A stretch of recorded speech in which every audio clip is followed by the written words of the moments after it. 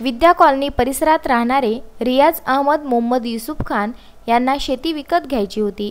त्यामुळे त्यांनी धामणगाव रेल्वे येथील शिवाजीनगरमध्ये राहणारे प्रदीप भीमराव रोंगे यांच्या मालकीची मौजी विरुड रोंगे येथील शेती विकत घेण्याचा सौदा केला होता। 3 हेक्टर 37 शेती फिर्यादी रियाज अहमदला 18 लाखात विकण्याचा सौदा करण्यात आला। यात 4,50,000 रुपये 26 जानेवारी 2019 ला नोटरी करून इसार चिठ्ठी करण्यात आले।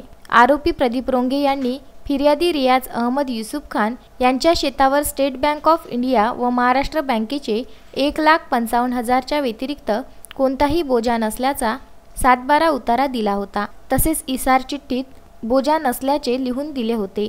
फिर्यादी रियाजने आरोपी प्रदीप रोंगेला सौद्यापोटी परत 1,50,000 परत दिले। फिर्यादी रियाजने पूर्ण 6 लाख शेतीच्या खरेदीसाठी दिले। या व्यवहारात साक्षीदार आरोपी सुधाकर इंगळे मोहम्मदपुरा धामणगाव रेल्वे आणि रामेश्वर अंबादास पवार भिवापूर तिवसा यांच्या सह्या होत्या। जेव्हा फिर्यादीने शेतीचा 7/12 काढला तेव्हा त्यांच्या लक्षात आले की शेतीवर ICICI बँकेचे 10,18,500 रुपयाचे आधीचेच कर्ज होते। आरोपीने फिर्यादी रियाजला इसार चिठ्ठी करून दिलेली शेती खापर्डे बगीचा येथील दीपक श्यामालाल रावलानी व एक महिला तसेच दिनेश किशन भागवानी नागपूर यांना सुद्धा त्याच शेतीची इसार चिठ्ठी करून दिली होती। आरोपी प्रदीप रोंगे याचे आरोपी सुधाकर इंगळे रामेश्वर पवार एकाच गावातील असून चांगले परिचित आहे। फिर्यादीची फसवणूक केली। फिर्यादीला शेती खरेदी करून न देता त्याची फसवणूक करून ती शेती विकण्यासंबंधी अनेकांशी व्यवहार केला। यावर फिर्यादी रियाज अहमदने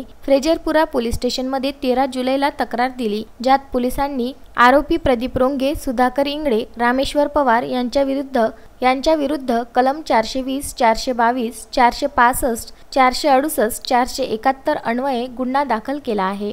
bureau report, Vidarbha news, Amravati.